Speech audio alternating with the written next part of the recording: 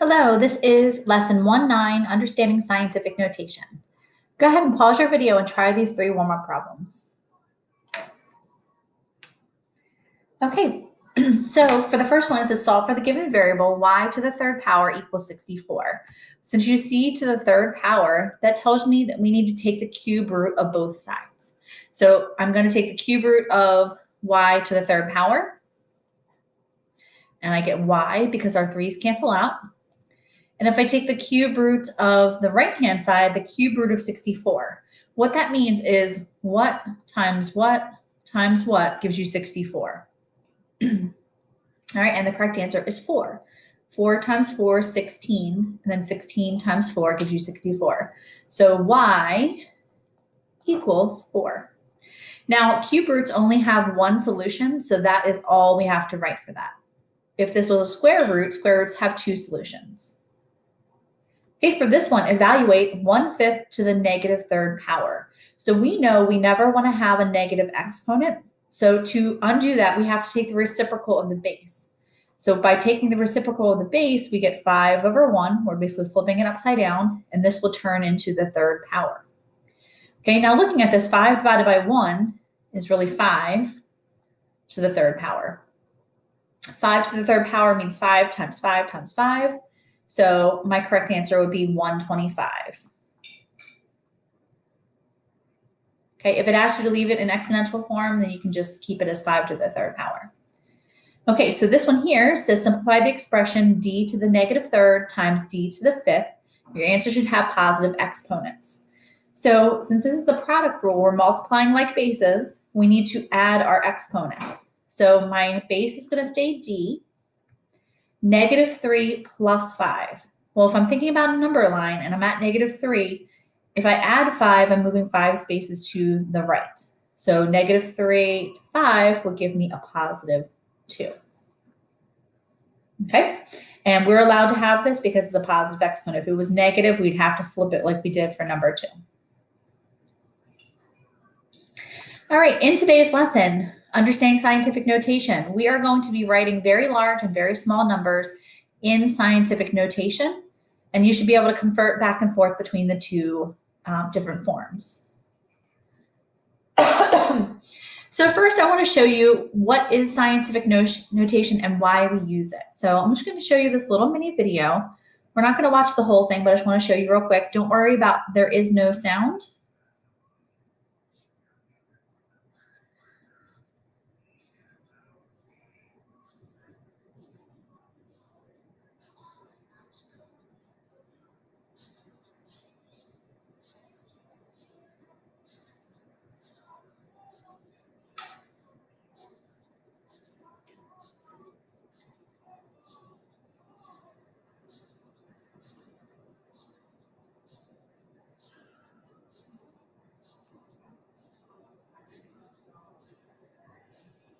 Okay, so those are some examples of very large numbers. Let's see if I can show you some examples of some very small numbers.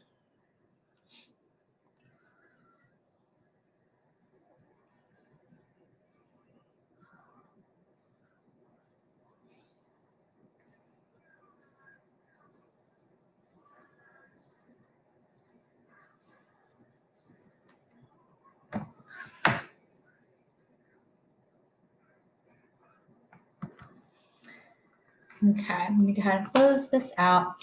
So those are just some examples of scientific notation. And if you notice, those numbers were very big and very large, or very small.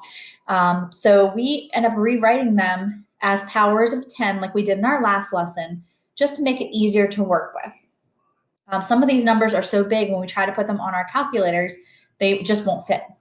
So let's see if you know these numbers. Do you know this number? So it's 300 million meters per second. What could that possibly represent? Well, it represents the speed of light. We talked about the speed of light and the speed of sound in our last class. Okay, do you recognize this number? Okay, well, this tiny little number, it is the mass of a dust particle, so how much a dust particle would weigh. Scientists have developed a shorter method to express very large and very small numbers. This method is called scientific notation. Scientific notation is based on powers of the base 10. Okay, and we use it in science class, and we also use it in math class. Okay, so for this lesson, there is guided notes. If you look in today's folder, you will see a Google Doc. It looks like this. It's actually Google Slides. You can fill it in as we go and pause your video from time to time. In order to add the text, the first page is just the directions. You go to the thing, you have to double click it, and then you can type inside the text boxes. Okay, when it comes to writing exponents, it does not give you the option for an equation editor in Google Slides. So what you have to do is you have to write it using the caret button. For example, here on the front page, it tells you 10 to the 7th power. You would have to type 10 caret 7 to represent 10 to the 7th power. Okay, but for all of ours, there's text boxes. You would just click it and you would type whatever your answer is inside those boxes. Okay, I recommend saving this somewhere to your Google Drive. You might want to make a math folder so you can keep all of your notes together. Okay, so here's our first page. So again, feel free to pause so you can type these things in. All right, so step one, when you're trying to write a number in scientific notation, you have to move the decimal point to get to the first non-zero digit. This is your coefficient. Okay, and I'll show you some examples here in a minute. But you want your first non-zero digit. So we want all of our numbers in scientific notation. The first number is going to be between 0 and 10. So it has to be 1, 2, 3, 4, 5, 6, 7, 8, or 9. We don't want any numbers that are less than 0, and we don't want any numbers that are 10 or greater. Okay, step 2, count the number of decimal places you moved. This is going to be your exponent. If the original number is less than 1, your exponent will be negative. If your original number is greater than 1, your exponent will be positive. So take a second to fill in all of these vocabulary words on your guided notes.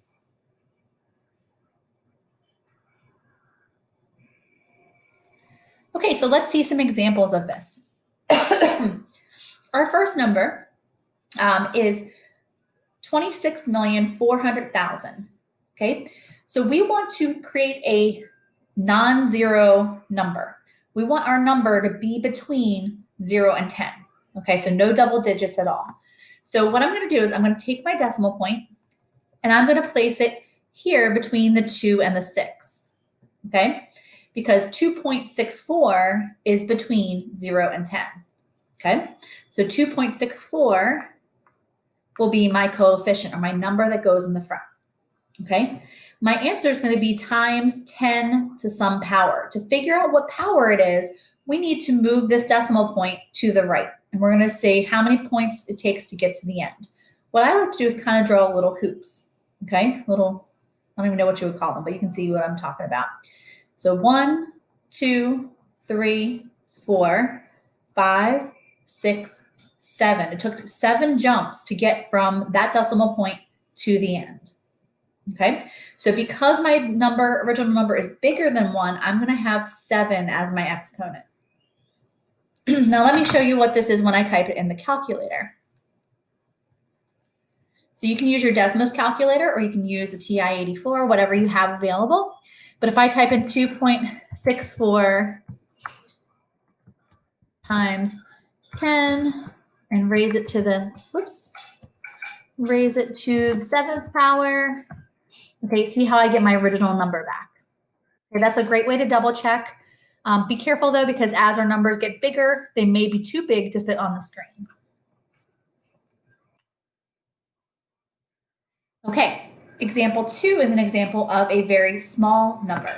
Okay, so right now it's too small to fit in scientific notation. But if I were to take this decimal point and I put it at the end, now I have the number 2. 2 is between 0 and 10. So I'm going to have 2 times 10 to some power. Okay, to figure out how much the exponent is going to be, I'm going to see how many places do I have to move from the end to where the decimal point is. So I'm moving 1, 2, 3, 4, 5, 6 places. And because my original number is less than 0, it has to be negative 6. Okay, so negative exponents will give you decimals. Positive exponents will give you whole numbers. Okay, so we're gonna do this, try it. I'm gonna try the first one with you, and then you guys are gonna write the rest of them on your own on your guided notes. So this number is 58 million kilometers, and that is the distance between Mercury and the sun. Okay, so all of these numbers are greater than 1. So I want to place my decimal point somewhere in between here that's going to make my number between 0 and 10. So the best place for this would be between the 5 and the 8. And we're going to change this, instead of being 58 million, we're going to make it 5.8. Times 10 to some power. It's always going to be times 10. Okay, so to figure out how many the exponent is going to be, we're going to count how many spaces till we get to the end. So we have 1 space, 2 space, 3, 4, 5, 6, 7 spaces. So my exponent is going to be to the 7th power. Okay, all of these ones, because they're greater than 1, will have positive exponents. Go ahead and pause your video and see if you can fill in the next 5 on your guided notes. Okay, our next number is 110 million. So the best place to put our decimal point would be between the 1 and the 1. So we're going to change it to 1.1 because that number is in between 0 and 10. Okay, and then if I count how many spaces I have till I get to the end, I have 1, 2, 3, 4, 5, 6, 7, 8 spaces. So I'm going to say times 10 to the 8th power. What do you think the coefficient for the next one's going to be? How far is Earth from the sun? So we can change this to 1.5 times 10. And if I take my decimal point and I move it, I'm going to move it 1, 2, 3, 4, 5, 6, 7, 8 spaces as well. Okay. All right, Mars. The coefficient for Mars, the best place would be 2.3. Okay, and then if you do all of your jumps, let's see what we ended up getting. If you do all of your jumps, you're also going to get 10 to the 8th power because you have 8 spaces you had to move your decimal point. Okay, for Jupiter, our coefficient would be 7.8 times 10, and then for that one, we also have 8 spaces. Finally, Saturn, the correct coefficient would be 1.4 times 10 to the, this time we had 9 spaces because Saturn is the furthest from the sun as far as this list goes. Okay, so place your decimal somewhere to make your first number be a single digit, and then you're just counting how many spaces you would get to the end. All right, so these ones are very tiny numbers. So these numbers are less than 1. They are microscopic organisms. So we have all of our organisms over here, and this is how long each one of those are. Okay, so again, I need to move my decimal point somewhere to make my first digit to be between 0 and 10. So for this number, if I were to put it at the end, I would have the whole number 5. Okay. So now we need to figure out how many spaces would you go from that end point to where the decimal point is. So we count them, 1, 2, 3, 4 spaces. Because it's less than 1, we have to go negative 4 spaces. We're heading in the negative direction when we move to the left. Okay, go ahead and pause your video and see if you can try the next 5. All right, so for the skin cells, we can say 3 times 10 to what power? So if I put my 3 at the end, I'm counting 1, 2, 3, 4, 5 spaces. So it'd be to the negative 5th power. Okay, for blood cells, I would have 8 times 10. And if I count my spaces between the end and that decimal point, I would also have, let me see. Let's say 1, 2, 3, 4, 5, 6 spaces. So that would be to the negative 6th power. Okay, for the flu virus, I can't just put my decimal point at the end because then that would give me 13. I need to be smaller than 10. So I'm going to move it over here. I'm going to put it between the 1 and the 3. Okay, how many spaces between that new decimal point and the old decimal point? Okay, there are 7, so we'd have to the negative 7th power. For ribosome, we're also going to put our decimal at the end to make it a 3. And between the new decimal point and the old decimal point, there are a total of 8 spaces. Okay, for tRNA, we would also put our dot at the end to make it a positive 7. And to get from the new to the old, there's actually 9 spaces for that one. So b times 10 to the 9th power. All right, let me see if I can erase that a little bit. Times 10.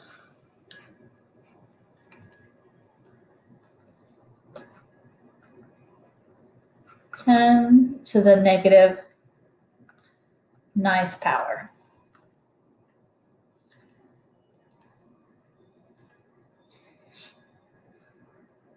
Okay. So sometimes you have to do the opposite. You have a number that's given to you in scientific notation, and you have to write it in standard form or write it out. So for this one, what you're going to do is when we have 3.975 times 10 to the 6th power, you're looking at your exponent. Our exponent is positive. Because it's positive, we're going to move that number 6 places to the right to make it a bigger number. Okay, so if I take this and I move it 6 spaces to the right, okay, let me write it up here. I had 3.975, and I'm moving it 6 spaces to the right because I want to make it a bigger number. 1, 2, 3, 4, 5, 6. So my new decimal point would be at the end. These little empty spaces I have to fill with zeros. So then I had 3 empty spaces. So my number is 3,975,000. And if I go through and put my commas back in, that is actually 3,975,000. Okay. For the next one, we look at our exponent. This time it's negative. So it's a negative 4. So we need to move 4 spaces to the left to make it a smaller number. Okay, so positive, think you're moving positive on a number line, you would move to the right.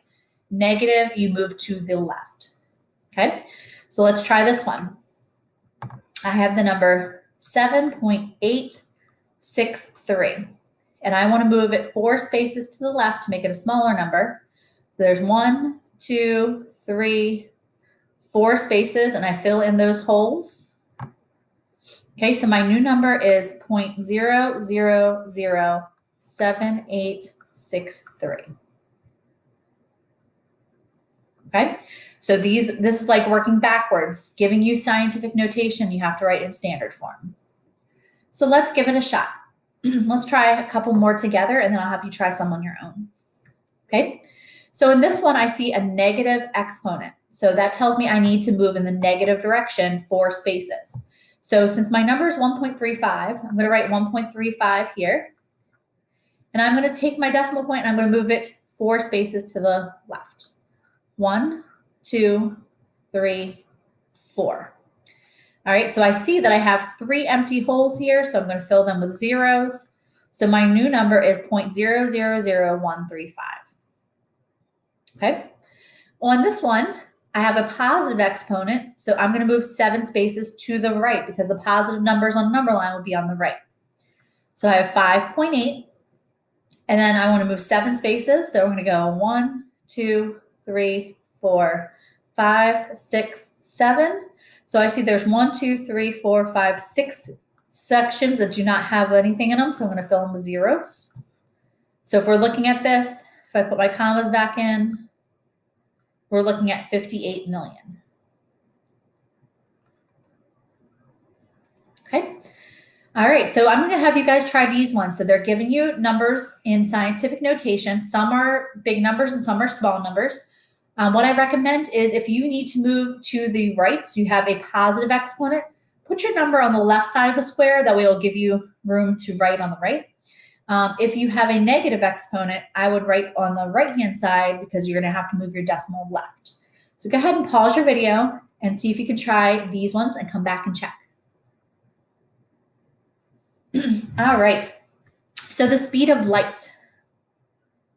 So the speed of light, we have 3 times 10 to the 8th power. So that is a positive exponent. So we're going to move 8 spaces to the right. So my number's 3. And if I put my decimal point in, my imaginary one at the end, I need to move 8 spaces to the right. So I'm going to add basically 8 zeros to this. So my answer is going to be 1, 2, 3, 4, 5, 6, 7, 8. It's going to be 300 million. Okay. All right, 7.53. If I take this and I have to move it 10 spaces, am I going to move left or right? I'm going to move left. Okay, when you do that, you're going to get a very, very tiny number. It's going to look like this.